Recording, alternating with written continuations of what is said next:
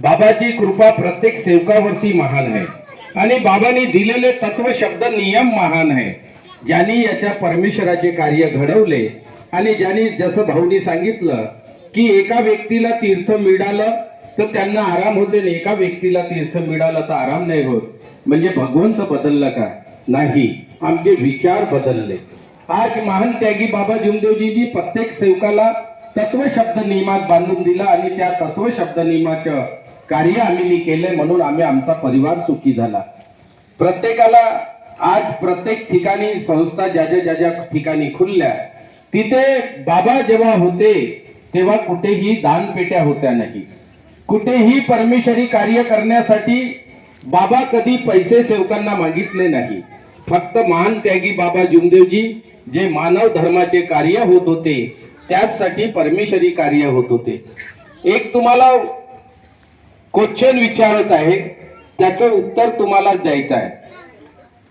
एक व्यक्ती गेला, खूप त्यांनी लहानपणापासून त्याच्या मुलाला त्यांनी हरिपाठ पासून तर भागवत पासून त्यांनी सर्व त्याला एज्युकेशनच नाही तर सर्व रामायण महाभारत पूर्ण पुस्तकं वाचन करायला दिल्या आणि तो चांगल्या ठिकाणी गेला.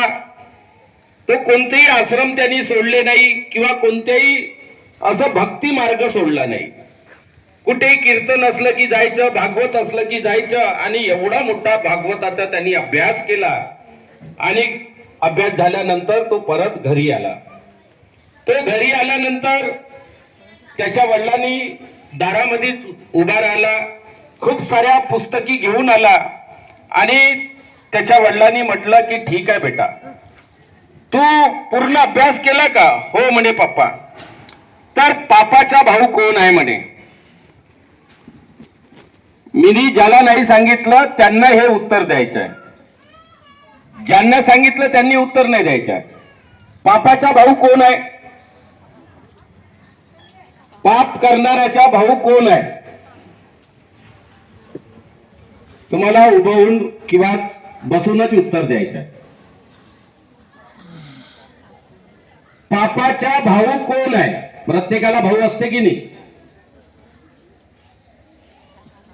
प्रत्येकाला भाऊ असते की नाही? असते. रामाला भाऊ होता, लक्ष्मण होता, 5 पांडव होते, प्रत्येकाचं नाव माहित आहे आपल्याला. मला 3 भाऊ होते, म्हणजे मला पकडून 3 होतो आम्ही. माझ्या 2 भावाचं मला नाव माहित आहे. म्हणजे पापाचं नाव माहित असायला पाहिजे.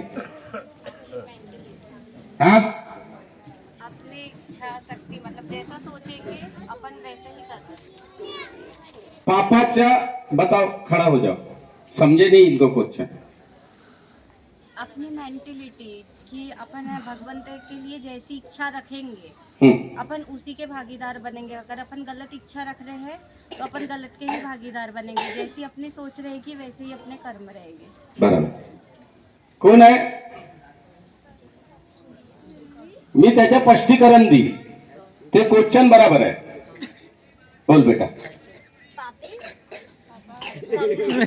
पत्नी होईन ती. डॉक्टरच्या बायकोले काय म्हणून डॉक्टरीन, ती पत्नी झाली. मास्तरच्या बायकोले काय म्हणून, तर मग पापाची बायको पापीन झाली, हे की नाही? पापाचा भाऊ